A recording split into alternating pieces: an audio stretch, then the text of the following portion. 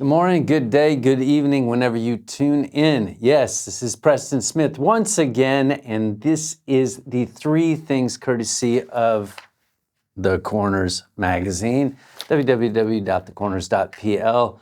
And just to let you know, a new magazine is on the way, coming very soon, I hope. Sometimes these things take longer than you think, but we are coming from MRP Studios on the Praga side of Warsaw. And if this is your first time tuning in, we cover all kinds of things, everything from the war in Ukraine to true crime to detective stories to politics in the region, et cetera, et cetera. And let's get into those et ceteras. Let me tell you what we're going to talk about today. The first thing, last Sunday when we recorded the Three Things, while literally during the recording, and I thought about putting it in at the time, but I just didn't have enough details yet. But there was an all-day gun battle, which has to do with all the things I told you about in the previous edition. That you get the headbutting between Serbia and Kosovo, and yeah, things are going sideways fast. We're going to talk about that. We're also going to talk about something else that I mentioned in a previous show, and that is the Polish visa scandal. And I remember I told you my theories. I said, I'm not sure this is going to be quite as big as it. Well, some of the things I said I think are correct. Some of the things, it is a little bit bigger. But we're coming up on Polish elections, and today we have had the March of a Million Hearts. It's still ongoing. I just came from downtown Warsaw, and I don't know if there's a million people there, but there's, I don't know, seemed like a zillion anyway to me. We'll talk about what that means, and if I think anyway, if it's going to impact the elections. And finally, the third thing, yes, the Ukrainian battlefield update and report. But before we get into these three things, we're gonna address some of the letters, some of the comments. I told you I was going to do that. I've been letting those build up. I'm not going to go through them all. It was kind of the plan to go through them all, but I'm going to go through a few of them just because they weren't even very pleasant, but they hit on a couple of good points. The first one, actually, I cut off the name to this, but if you just go to the last show, you'll see some of the comments. There's not that many, because I think, again, we flipped something on, flipped it off, whatever. But one of them, I think his name is Erez. He wrote, I don't know where you get your info, but they are all bullshit. Okay. Ukraine's either dying or surrender at the front, I think you mean. Okay. And I made a quick comment back to him. Look, if you got other info you send, I'm willing to look at everything. But you know what? I'm going to address that. And I'll tell you why. Because I got, I have had some letters. And one of the letters, this was from UP. And he sent me an email he's from the States, UP. He didn't write, I don't know what his, Ulysses? I don't know anybody with U as a first name. But anyway, Preston, I guess he knows me. I'm worried about Ukraine, as it seems that Russia is mobilizing and Ukraine is slowing down when it comes to gaining territory and also getting weapons and funding. Good points. And also, there was a newspaper story showing that Ukraine hasn't gained much territory. Very good point. We're going to talk about that. That was in the New York Times. Then there's from SM68, Pete, really good insight in Polish politics. Well, thank you. And then from Andrew Dennison, the 7 minutes, and you haven't said a GD thing. Don't take the Lord's name in vain. Anyway, 7 minutes? Well, I tell you what, I'm going to address these letters, and because to tell you the truth, I've also been criticized. I should go find these letters for being basically not too positive, but too negative about Ukraine and being too cynical. And if you go back and see some of the interviews I did, actually with a U.S. officer, and I was like, look, I'm actually much more negative than a lot of people. So this is a little bit unfair, but I'm going to address all of these. But you know what? I'm going to address them during the Ukraine war report, because that's mostly what this is about. Although we are going to get into Polish politics, but that was a pleasant, nice compliment, whatever. So let's hold that off. It's going to take a lot longer than 7 minutes to get there, to tell you the truth. And let's get into the first thing, which is in the Balkans, and that is this Serbian, Kosovo gunfight and now build up and what is going on down there. So here we go. Now the first thing, You guys remember a week ago or so when I talked about, I guess it was in the last time, all these days they do run together, when I talked about the Balkans and how things were on the edge of going sideways, primarily, although not only, but primarily because of the headbutting between Kosovo and Serbia, and this was just getting worse and worse. Well, yeah, it got a lot worse. It actually got a lot worse last Sunday while I was doing this show, as I mentioned, but it began that Saturday night.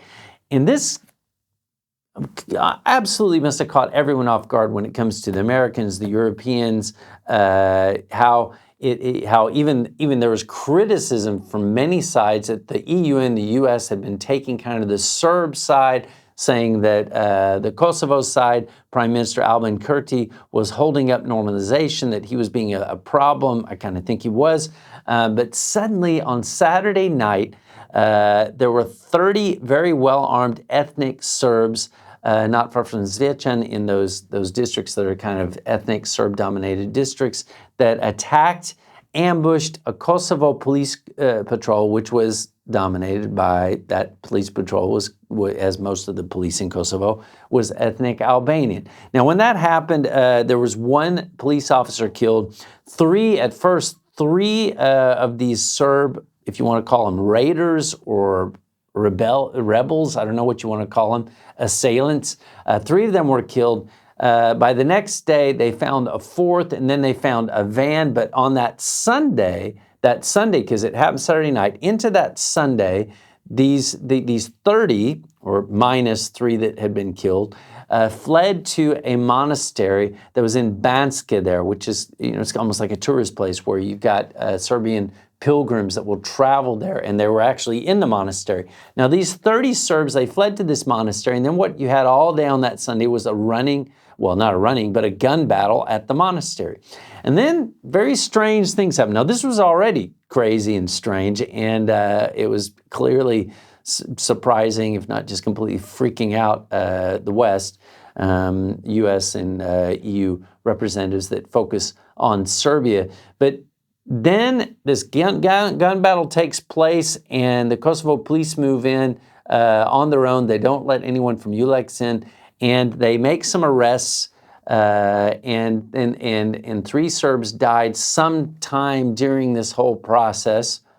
But where did the rest of them go? Because we're talking about 30 guys that are very well armed, and it became the Kosovo side said they fled to Serbia. They said they were being protected by Serbia. The Serbs. At the time Vučić came out, the president of Serbia, Alexander Vučić, came out. He condemned the killing of the Kosovo policeman, but he said, "Hey, look, the ethnic Serbs in Kosovo have had enough." Now, this is the point when you read the articles, when you read about what's happening, you watch the videos where they go back into the history and talk about what has been going on between Kosovo and Serbia since the end of the Kosovo War. If you go back another segment, I go through all that. I go back to the war in Yugoslavia, to Madeleine Albright after the war in Yugoslavia, Richard Holbrooke not being promoted, to the fact that there was negotiations, and then the Serbs and the Kosovars, they agreed to have this CSM, this community of Serbian municipalities, which it never actually came to fruition. That was in 2013. Now we jump forward to the last year, and all the tension that's been ramping up, and the EU's been pressing for both sides to normalize relations, which that actually means that Serbia would recognize Kosovo as an independent country, which just is not going to happen, that there really was kind of no agreement from the Serbian side, even though the EU was kind of telling us there was, et cetera, et cetera. You can go back and listen to all the details of that in the other show.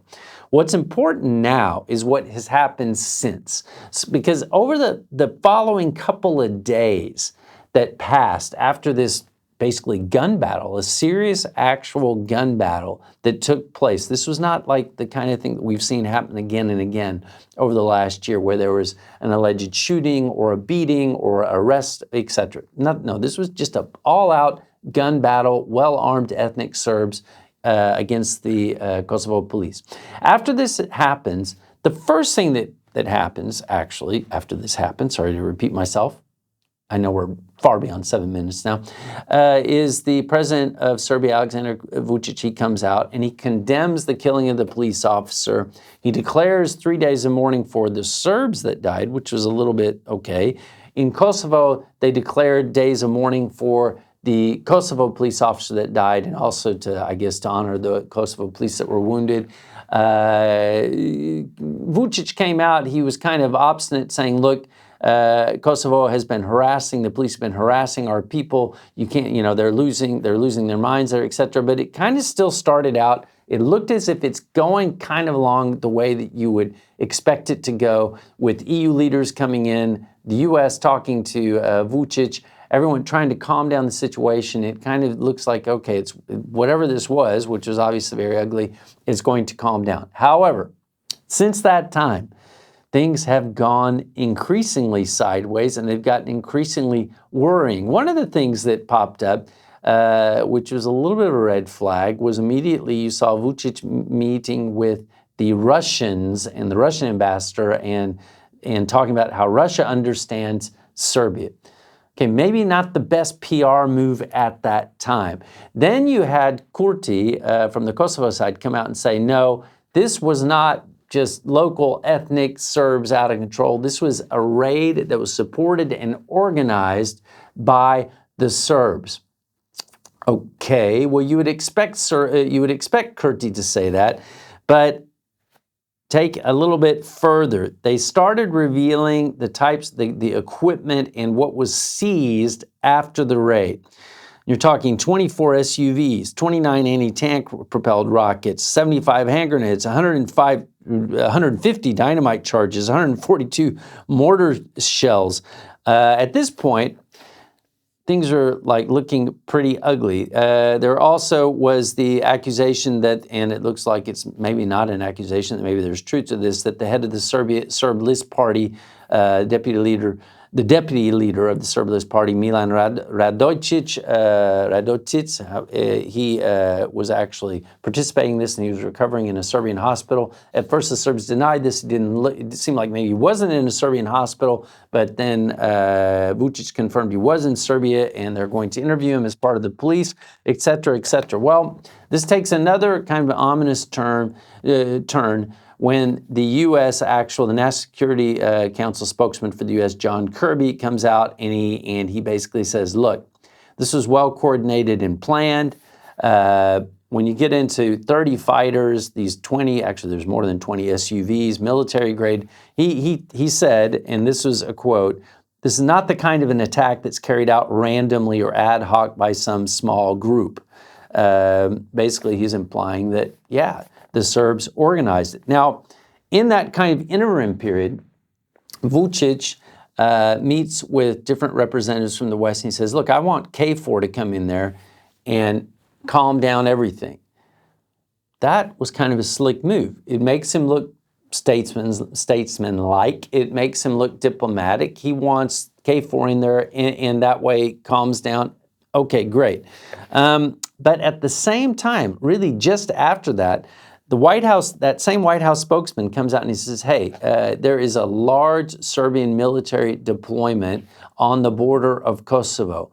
He calls it unprecedented. Well, that is a worry when you say unprecedented in the context of this Serbian military buildup. I tell you why, because over the last 12 months or 18 months, there have been moments when Vučić has sent the military to the border, put it in a high state of readiness, and it generated concern, but maybe not more than kind of a diplomatic shrug all around, like, you guys calm down, stop that.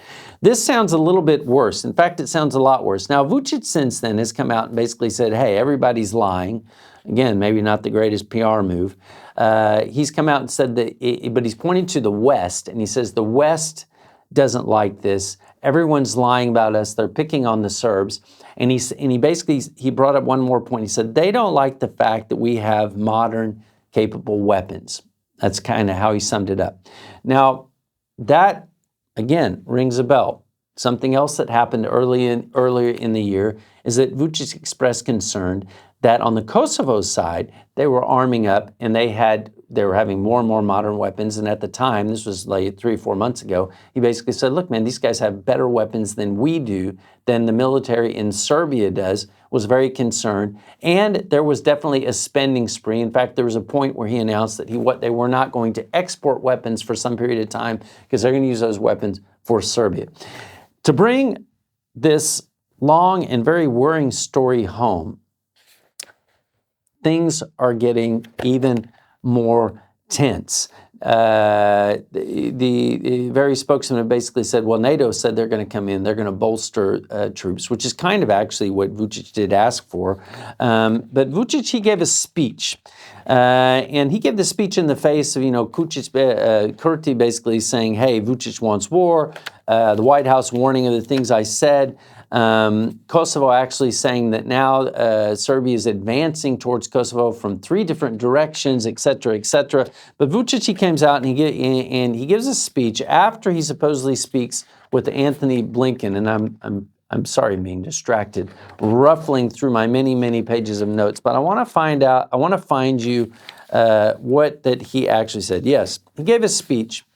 This is a little bit of a translation, where he said, in the previous days, they lied about the presence of our military forces. As I said, he said that it bothered them that they realized that Serbia has sophisticated weapons. But then he jumps down and he starts making other accusations. And he talks about why was ULEX not allowed to participate in the operation against the 30 Serbs. This was the operation that the Kosovo police enacted, and ULEX basically being the EU-appointed monitoring group that basically monitors what's going on in Kosovo. But then he made another announcement. He said that I'm informing you that within 24 hours you'll be able to see this, that at least 1 wounded man was killed brutally, and Serbia will not calm down until the truth is known. And he's basically saying that one of those 30 that was arrested was executed. He also said that the next 7 days are going to be critical. Tell you the truth, that last point, I definitely believe him. I do think the next 7 days may be critical. I hate to think what's going to happen. I don't know what he, at this point, nobody knows. I certainly don't know what he's talking about, that he's going to reveal all and they're going to show these things. I doubt there's a film of this, anything like that. But tensions, I doubt they're going to calm down very quickly. This is really a concern. The last thing that the US and the EU or anyone in the West wants right now is something going completely sideways in the Balkans. And you compound all of this with the fact that Vučić has basically said he's going to go within the next 7 days or 14 days. He's going to go meet with Vladimir Putin in Russia. Whatever is happening, this does not seem like a continuation of what we had seen, sort of, kind of normalization talks that weren't going anywhere, but Serbia kind of, sort of on track to join the EU maybe by 2030. That is not the way this is going at all. But let's get on to the second thing. Now, the second thing is actually just something short that I'm going to refer to, in the sense that it's this Polish visa scandal and the Polish elections and what is actually going on today. As I mentioned today, you had this March of a Million Hearts, people to come out and support PO, Civic Platform. It's actually KO now, that is led by former Prime Minister Donald Tusk. And yes, there are, there's several hundred thousand, or there were several hundred thousand out in the streets in the center of Warsaw. When I passed through there, the whole thing was shut down, police everywhere, but very peaceful protesters, nice people, no problem there. Is this going to make a big difference in the Polish elections? Let's get to that in just a second. Before we get to that, let's talk about, again, this Polish visa scandal. Now, if you remember when we first talked about this a couple of shows ago, and I don't want to say that I sort of dissed it or said it's not real.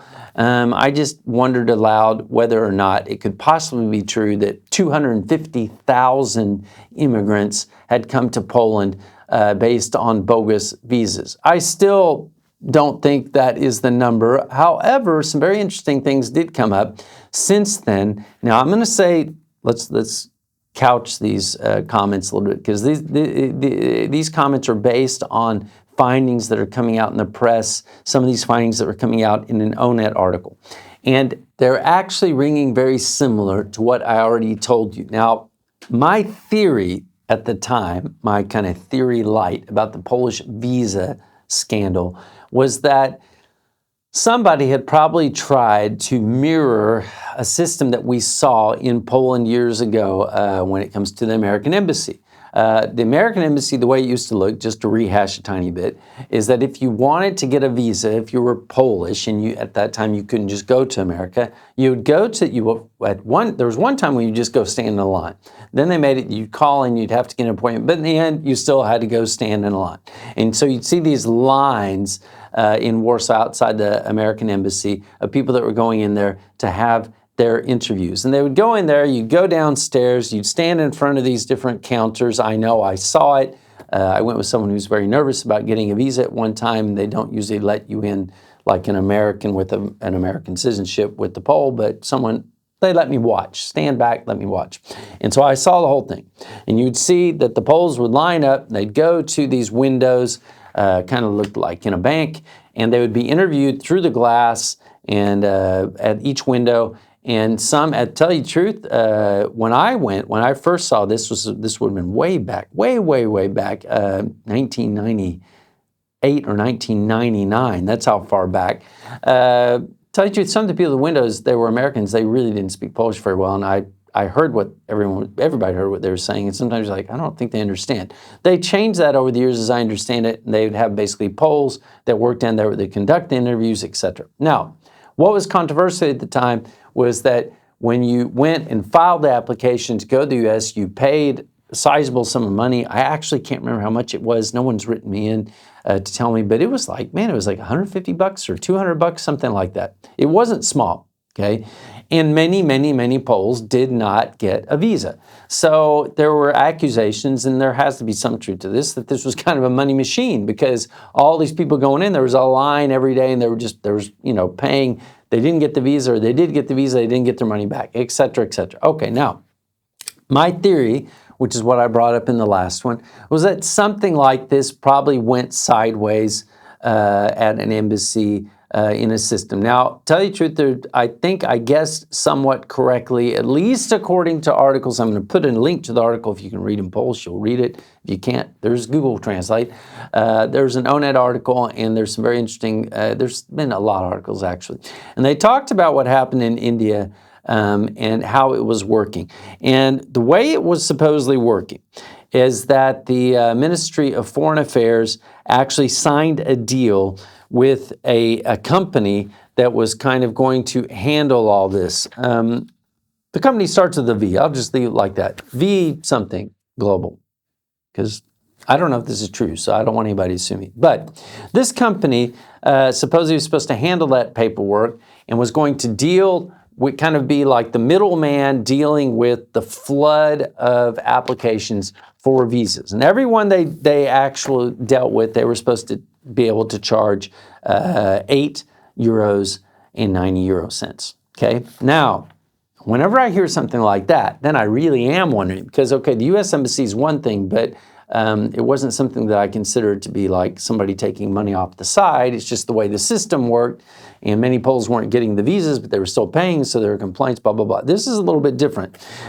because basically what the articles and the journalists and the media are saying is that instead of charging kind of a nominal fee, they were actually charging 75,000 rupees, or about 4,000 zlotys, to get a place in line to apply, okay, to apply.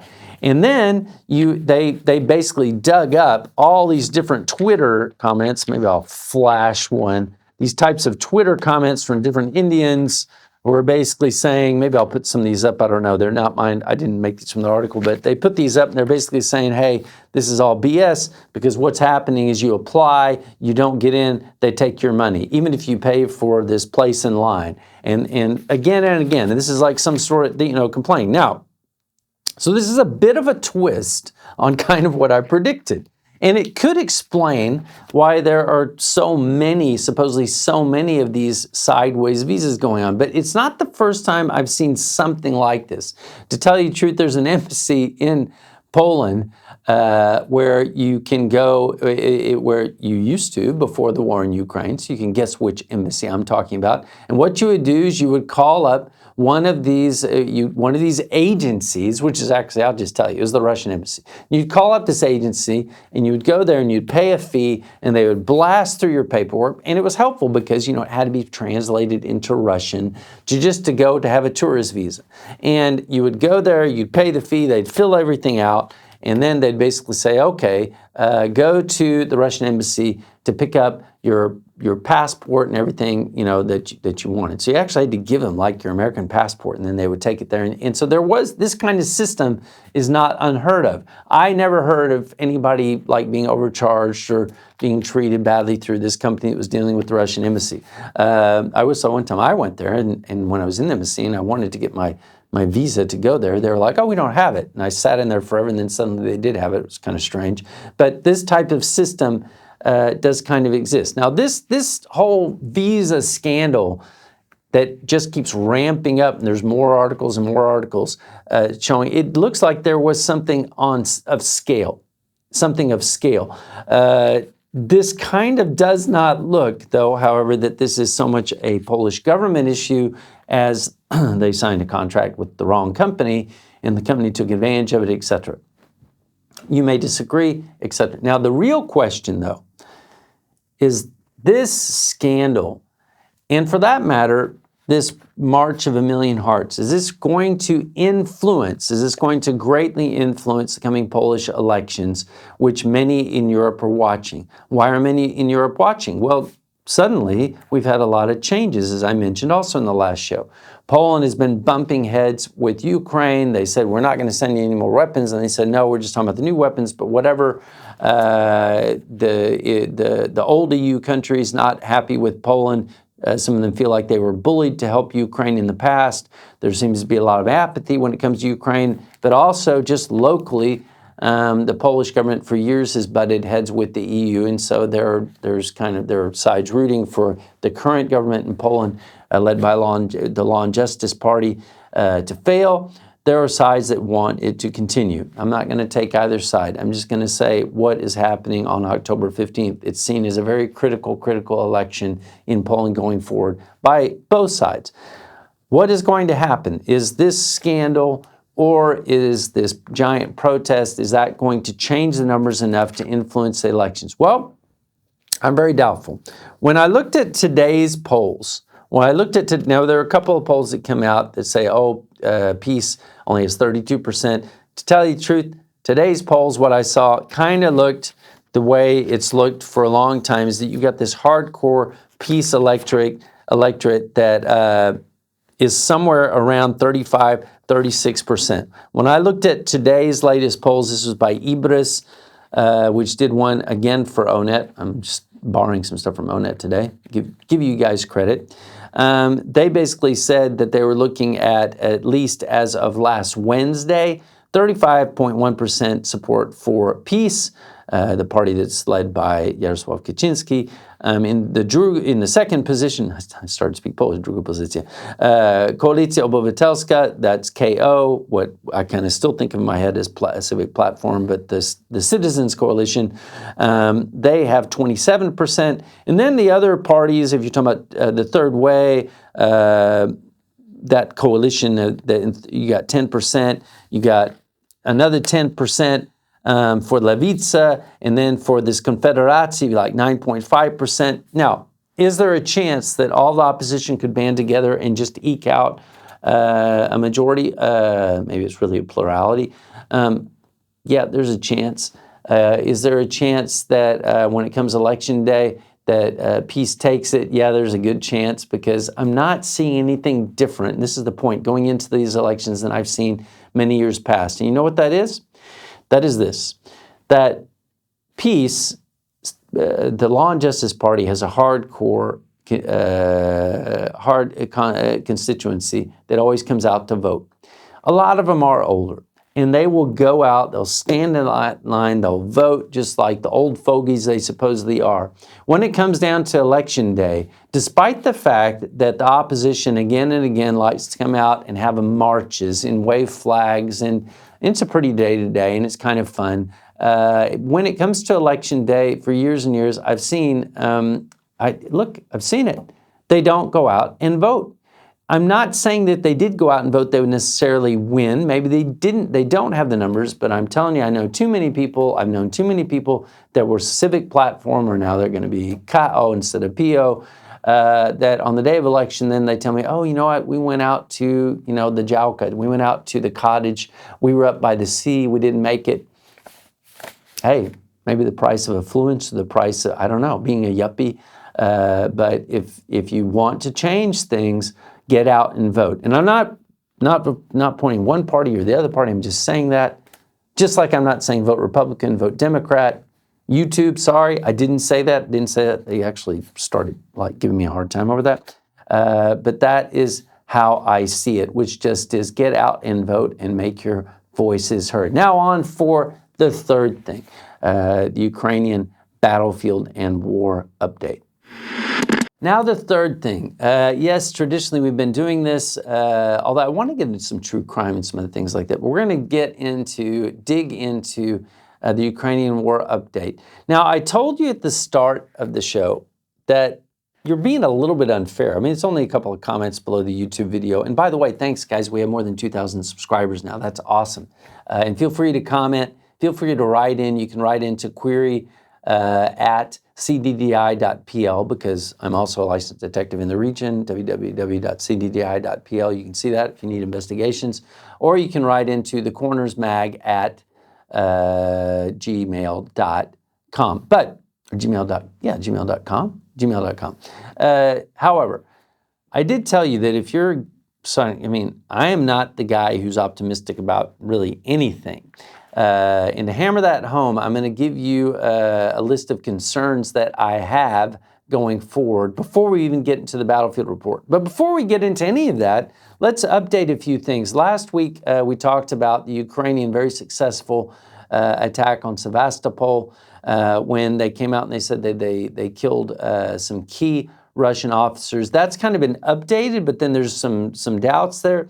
You got to remember, whether it's Ukraine, Russia, the U.S., some of these bloggers or these kind of military think tanks, it's still, you know, there are people that probably know, but that doesn't mean that we actually have all the information. But when that strike happened, at first, they talked about a limited number of people injured, even just one killed, and then gradually they came out with more details. After the strike, which was, you know, last week, the head of the Secret Service, basically in Ukraine, Kirill Budanov, first he came out and said there was 9 senior Russian officers that had been killed, 16 wounded. This actually grew to 34 Russian officers, including the actual the admiral of the head commander of the Black Fleet, Viktor Sokolov, was supposedly killed. 105 people had supposedly been injured. Then they also mentioned a couple of others, Alexander Romanchuk, and also the commander of the 200th Mechanized Brigade, Oleg Tsekov, were seriously injured. Now it appears that maybe this was a little bit not quite right, at least that, you know, Viktor Sokolov, the admiral in charge of Black Fleet, he reappeared on a video after that. Maybe he's okay. You never kind of know. The one I saw, he was kind of propped up. For all I know, it was kind of like Weekend at Bernie's. You know, I mean, for all I know, he's not alive. He didn't look alive, but maybe he is alive. At least that's the picture I saw. Now, I'm just telling you this to let you know that when it comes to whether I'm talking or someone else is talking, these are rolling reports. If you want to call it intelligence reporting, whatever, you kind of wait and see as things go on. But one of the things that is kind of clear, and the Russians have made it clear, and there's repeated reports, is that the Wagners are back. Are they back? Are they really back? I don't think they're really quite back.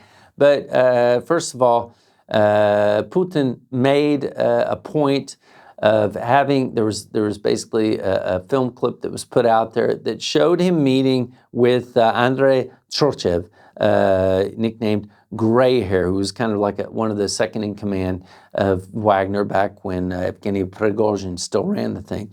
Now, this guy's kind of got a controversial history, as many Wagners do, but the video was one of these videos which is very kind of Russian in the old-fashioned sense, especially with Putin. When you have Putin and he's sitting there and he says, you know the problem, you know how to create units, you know your men, you know what you should do. And the guy's like, yeah, I guess I do.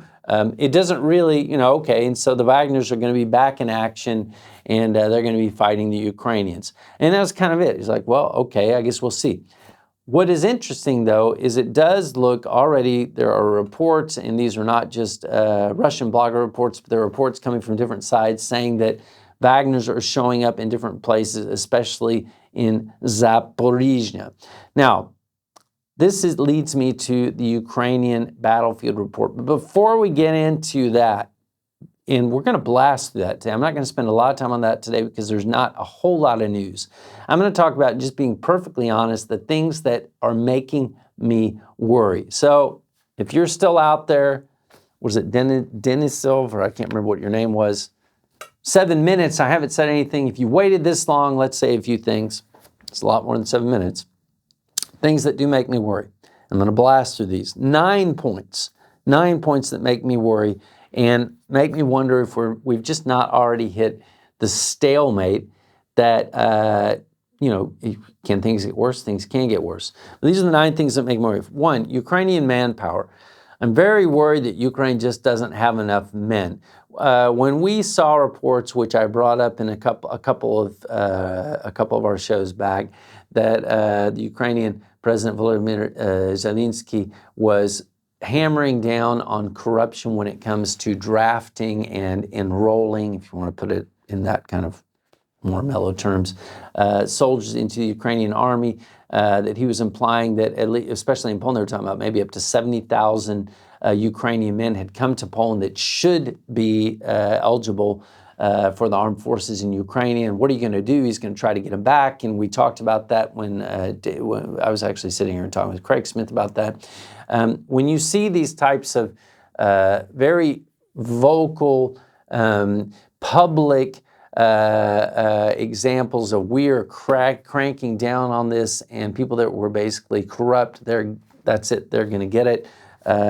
This is kind of a symptom that, yeah, Ukrainians don't have the manpower that they need. I'm not saying they don't have it at all. I'm saying they're under pressure, and we know the Russians just have more. There are talks of, but not even talks, it was announced that Russia is going to mobilize troops. And this brings me on to point 2, Russian mobilization. Now, on Friday, Putin publicly he issued, or he approved, a decree that 130,000 more Russians are going to be called up for military service, and they bumped up the draft, the age to age of 30. What he also did is he decreed that in the four sections of Ukraine that they have annexed, so we're talking about Crimea, we're talking about parts of Donetsk, Luhansk, etc., that they're going to start forcing anyone who's got a Russian passport, and there's a lot of people that have a Ukrainian and Russian passport, those guys are going to get drafted into the Russian army. So the Russians, it's just easier for them to find bodies. Yes, the Russians are guilty of, or in the past we're sure, everyone is sure, that they've just thrown unprepared, untrained troops into the battle just to hold the line. They have that kind of sick luxury, and they may be doing it again. There are reports that up in Kupiansk, we talked about this, that the Russian troops thrown into those battles, they weren't prepared, they weren't very well trained, they'd been trained for a short period of time, and the Ukrainians brought this up, and this may be why that drive, that offensive up in Kupiansk was kind of nipped in the bud. But they do seem to always be able to get more troops. So that is a concern. Another concern, which is a tiny thing, but it's one of these things that makes me worry, are these reports of, I guess this is point 3, reports of Ukrainians rigging up old cars, old pickup trucks, putting rocket launchers on the back of them, driving. We're seeing more and more of this. So you got like an old, it'd be kind of like if I took my old Ford pickup truck and put rocket launchers on it. We're going to use that in battle. It's not very well armored, but it's got wheels and it's mobile and we can use it. The Ukrainians are creating their own kind of home defense industry. We know that. Some of these things are more advanced. Some of these are like taking commercially viable drones, turning them into something they can use on the battlefield. But whenever you see these kind of trucks, these sort of what they would call, if you go back to the war in Somalia, you watch Black Hawk Down, technicals, that kind of smacks of I don't want to call it Ukrainian third world, but a nation that just doesn't have the budget, doesn't have the weapons. They're doing what they can. Maybe it will be helpful. I don't want to completely knock it, but this is something that is worrying me. Now let's get to the fourth thing. I believe it's number 4. The constant U.S. training, the U.S.-Ukrainian training arguments where you see again and again, it keeps popping up in the press. They keep talking about the U.S. saying the Ukrainians didn't really use the training we gave them, and then you'll get this explanation that, well, you can't expect them. They come from the Soviet system, blah, blah, blah. And then the Ukrainians saying, oh man, if we use that, what you're telling us to do, we'd get annihilated. There might be a little bit of truth on both sides, but to tell you the truth, I'm tending to believe the Ukrainians here because what we're seeing when you see the advances they're making without enough air cover, without, the weapons, like half the weapons from the West that should have been delivered by now, without the ammunition, the way that they're making progress, and it's been very well reported by now, small teams of guys literally under cover of darkness are demining. They're using different demining tools and then trying to push forward very incremental advances, which leads us to number 5 or number 6, I can't remember now, the delay in weapons in general. I brought this up in the last show, talking about, again, only half the weapons are still there. Where are all those Leopards, etc.? I don't think we need to hammer on that. But even when they are coming, this is the next point. The Abrams tanks, almost said Abrahams, the Abrams tanks and this depleted uranium. Some of these things that are geared from the West, and I don't want to be too cynical and say the U.S. was only good at fighting because they fought on a desert and they fought countries that didn't, etc. But there is an issue. Will Abrams tanks and, let's say, depleted uranium, I'm just using this as a symbol, okay? Some of this equipment that may, costs a lot, it's super modern, etc., is it going to work in Ukraine? Well, once the ground gets wetter, there is the risk that these super heavy Abrams tanks, they just sink. They might handle mines better, they might handle drones, etc., better, but they're very, very heavy.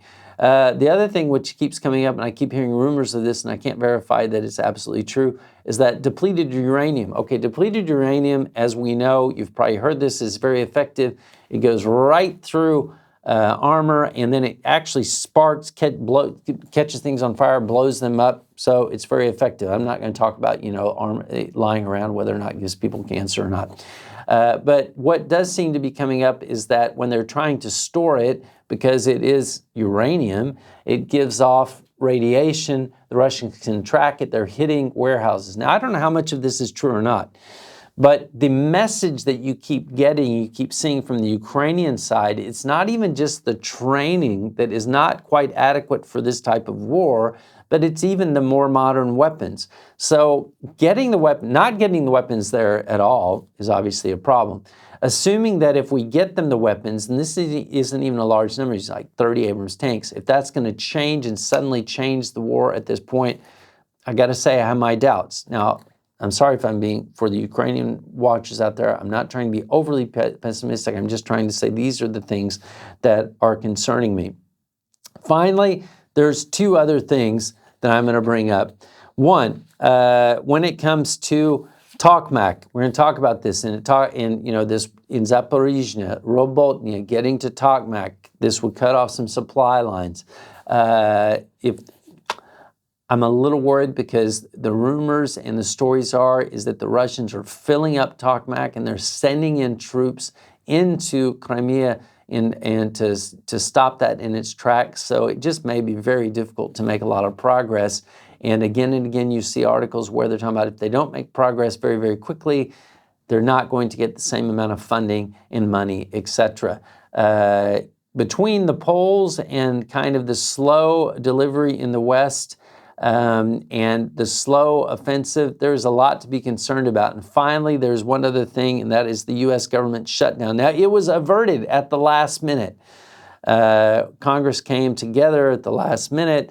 They came up with, basically stopgap funding bill to basically keep the U.S. government running for 45 days. But what is not included in that is money for Ukraine.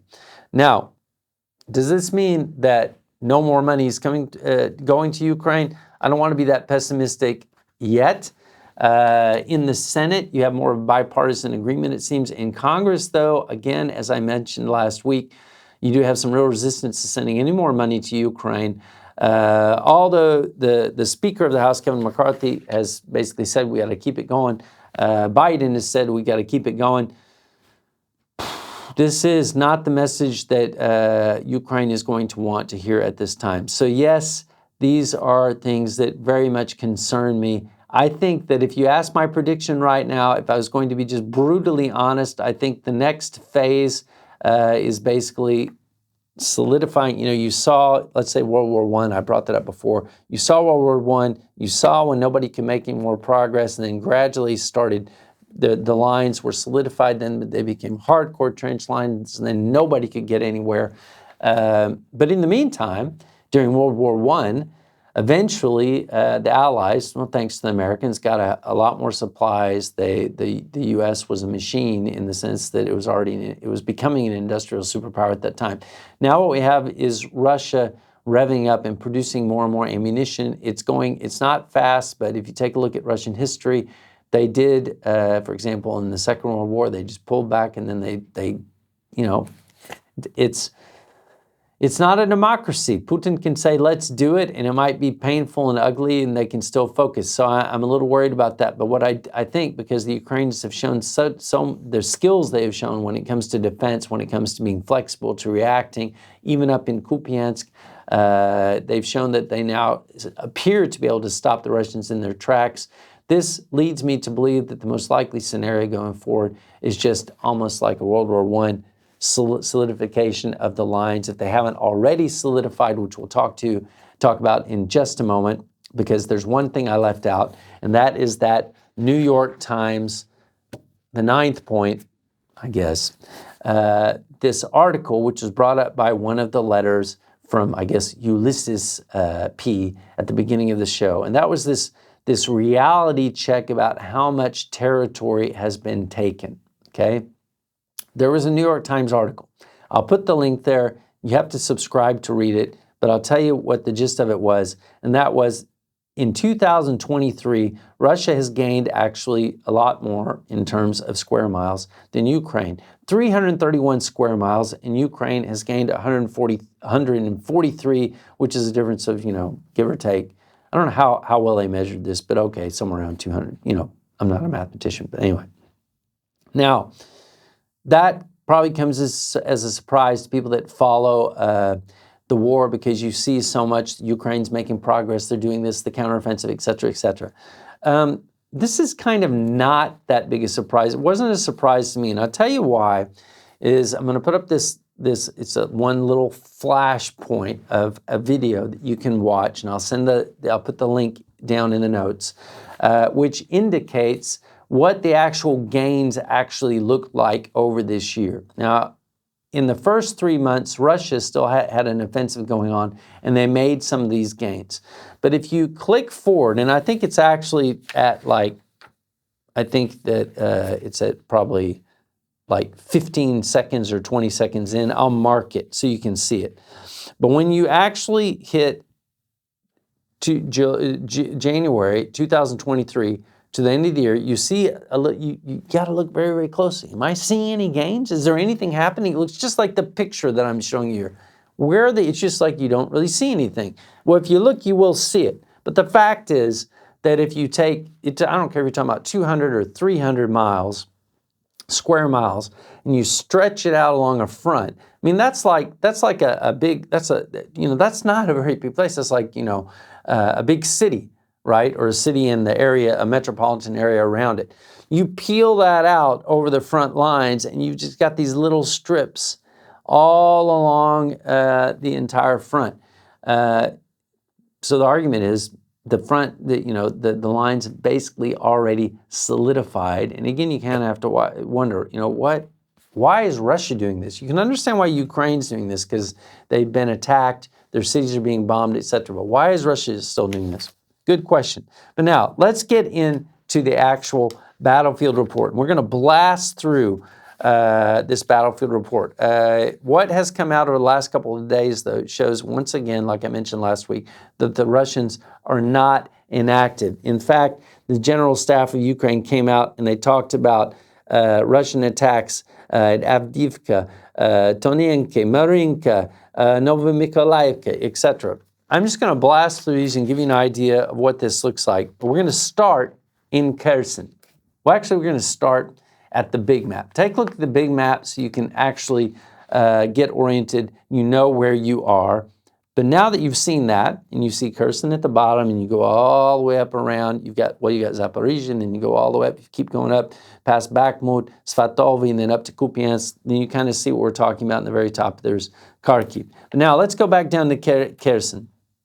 A few things are going on there if you take a look at that map.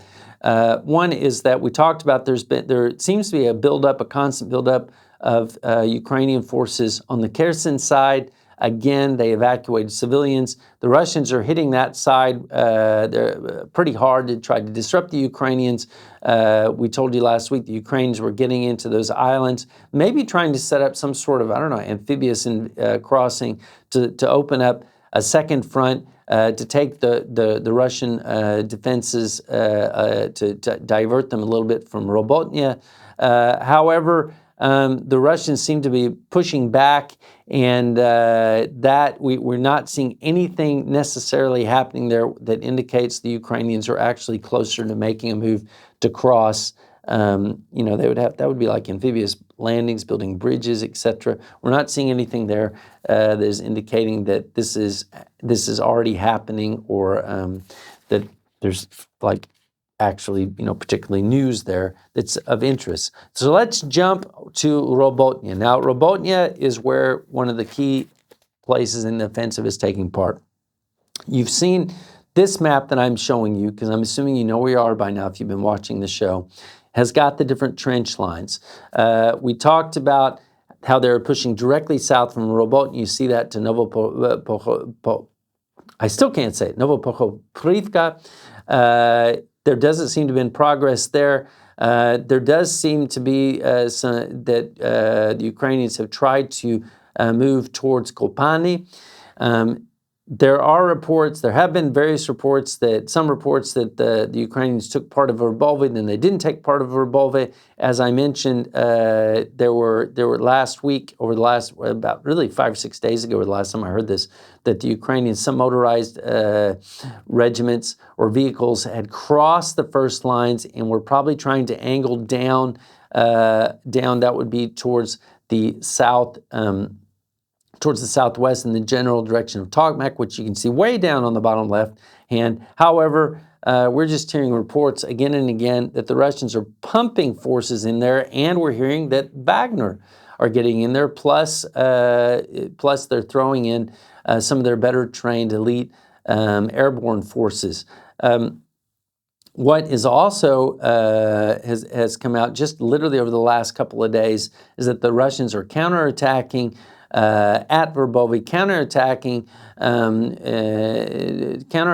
up towards Novopokrovka, cutting them off. This looks like it's slowing down for the Ukrainians. I don't know. I don't have any good news here, but as far as any kind of dramatic news that maybe everyone is hoping for since last week, since last Sunday, I haven't seen it happening. If we jump to Staromaorsky, I don't have anything really there to show you. It's just, there it is on the map. There are supposedly battles in Pryutnya, Again, we've supposedly Russian counterattacks there. Not a lot of movement on either side. Something that's interesting is both sides seem to be saying that each side is actually on the attack. But we are seeing quite a bit of Russian activity. Now, if you take a look at this bigger map, if you see down, you see where Velika Novoselivka is. That's basically where we've got Staromorsk, and then you got Vuhledar, you got Marinka. You can see the arrows. You got Avdiivka. You actually can't see that, but we'll jump to the next map. There you go. So you got Marinka down towards the bottom left-hand side. If you're looking at the screen, Staromikhailivka, and you got Avdiivka, and even the Ukrainian General Staff was talking about how the Russians are being very aggressive and they're attacking in these different areas. I'm not sure if I would call this a Russian offensive, but they certainly are not being passive as maybe some of us would like to hear. Maybe this coincides with a pretty bad week for Zelensky over the last 10 days with regard to everything from the Polish-Ukrainian headbutting to now U.S. Congress passing this stopgap bill that doesn't include money for Ukraine. So hard to know. Right now, I can't tell you if I think this is a serious offensive or just something to sort of demoralize the Ukrainians. The next map that I'm going to put up here, let's jump to Bakhmut. There are supposed Russian counterattacks.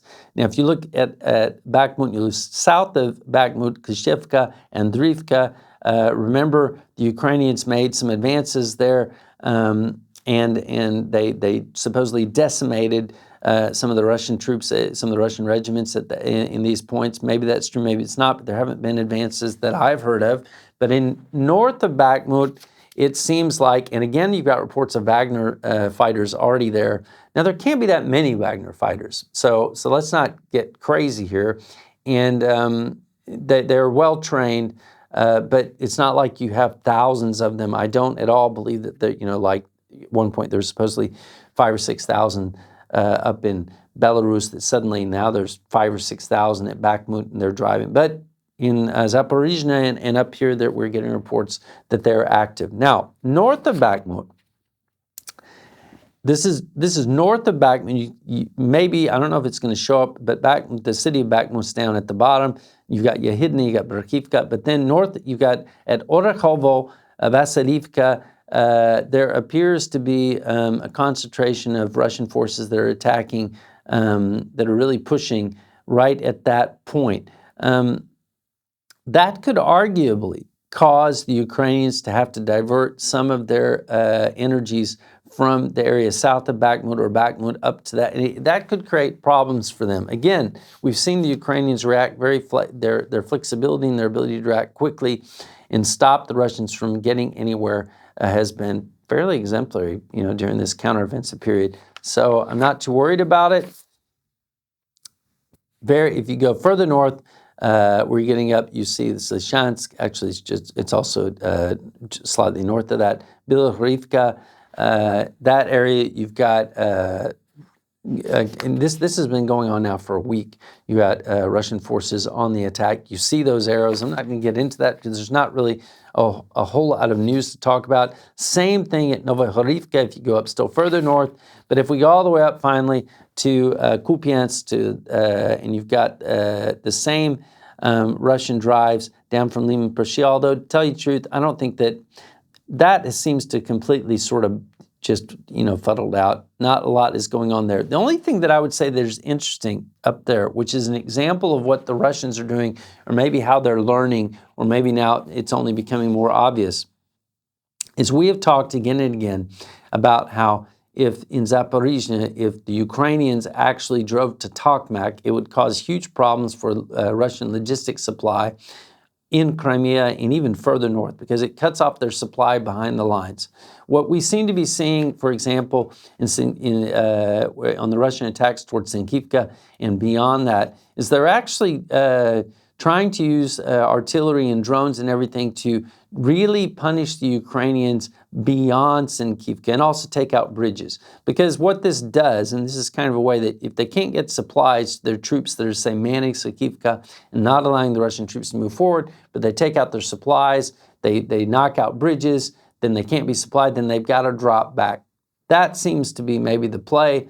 The Ukrainians are doing it, the Russians are doing it. It may seem very old-fashioned and Soviet. So maybe the Americans are correct in saying that they're just going back to their old-fashioned Soviet empire ways.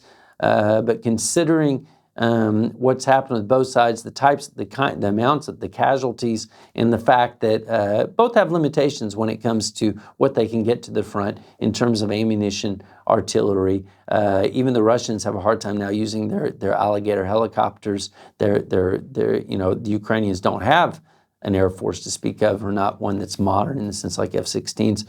Both are actually kind of limited. It's a new kind of war, and it is what it is. Now, I hope I haven't been too pessimistic, but here's my face. If you want to lighten up, check out Aussie Man. But I hope I haven't been too pessimistic, but I'm just shooting it straight from the hip this time. It is difficult, and we're going to get into more difficult times, I think, as the end of the season, the rainy season starts, the muddy season starts, the winter starts. It's going to be an interesting year. Hang in there. And I really do hope that just even the U.S., that in Congress, they see that we got to decide what we want. We got to decide what we want. Otherwise, over and out. Do widzenia. See you later. Adios. We'll see you next week with 3 more things. I think it's going to be interesting the next 7 days down in the Balkans and in the near term in Ukraine. But not only. Next, we're going to get into some true crime, which I've been kind of investigating, not fooling around with, but investigating. And you will see. Otherwise, over and out, and bye-bye.